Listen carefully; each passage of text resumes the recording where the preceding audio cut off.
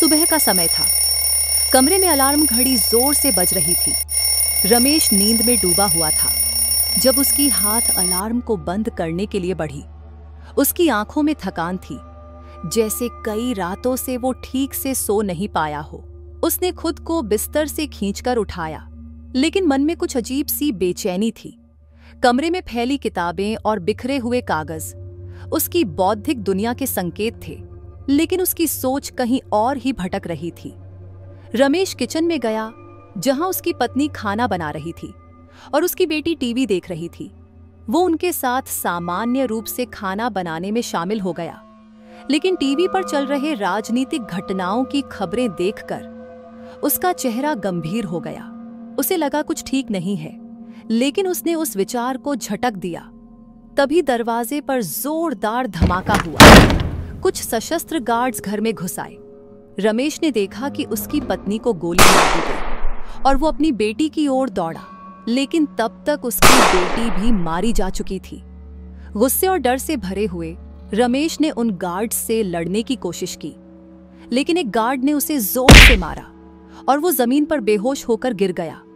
अचानक रमेश की आंखें खुली। वो अपने बेडरूम में था। अलार्म अब भी बज रहा था। वो हड़बड़ाते हुए उठा और आसपास देखा। उसे एहसास हुआ कि ये सब एक सपना था।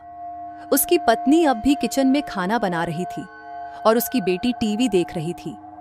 रमेश ने राहत की सांस ली, लेकिन भीतर ही भीतर कुछ अजीब सा महसूस कर रहा था। कुछ देर बाद रमेश अपनी साइकिल पर काम के लिए जा रहा था। सब कुछ सामान्य लग रहा था, शांत और सुंदर। लेकिन अचानक उसका संतुलन बिगड़ा और वो सड़क पर गिर गया। वो घबराकर इधर उधर देखने लगा। उसे सब कुछ धुंधला दिखाई देने लगा और फिर से अंधेरा छा गया।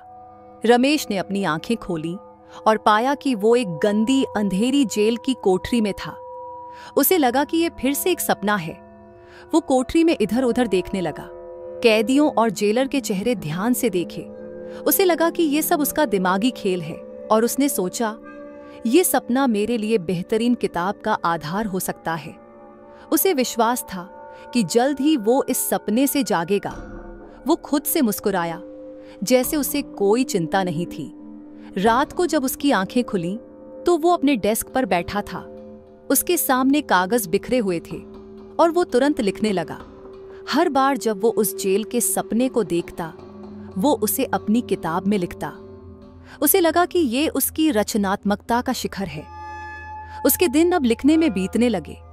वो लगातार सोता और सपने में फिर जेल पहुंच जाता। वहां के कैदी, जेलर और कोठरी की हर छोटी छोटी बात उसे याद रहने लगी।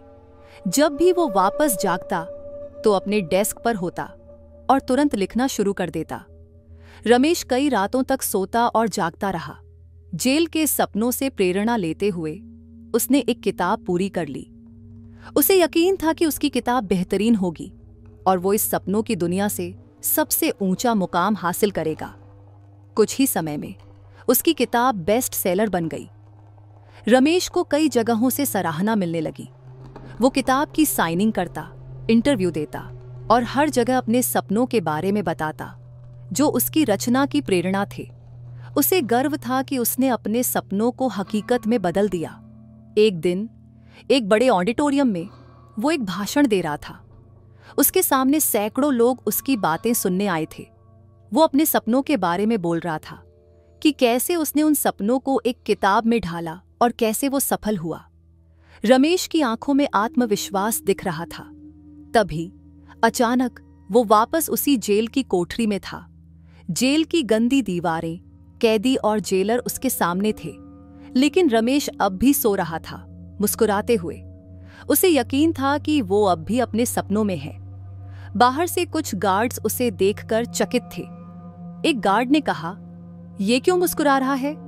शायद इसका दिमाग खराब हो गया है।" दूसरे गार्ड ने कहा। रमेश उस गंदी कोठरी में अब भी खुद को सफल समझता हुआ सोता रहा। उसे कभी यह एहसास नहीं हुआ कि असली सपना उसकी सफलता थी और असली दुनिया वही जेल की कोठरी थी जहां वो सालों से कैद था। अंधकार में उसकी मुस्कान गायब होती है।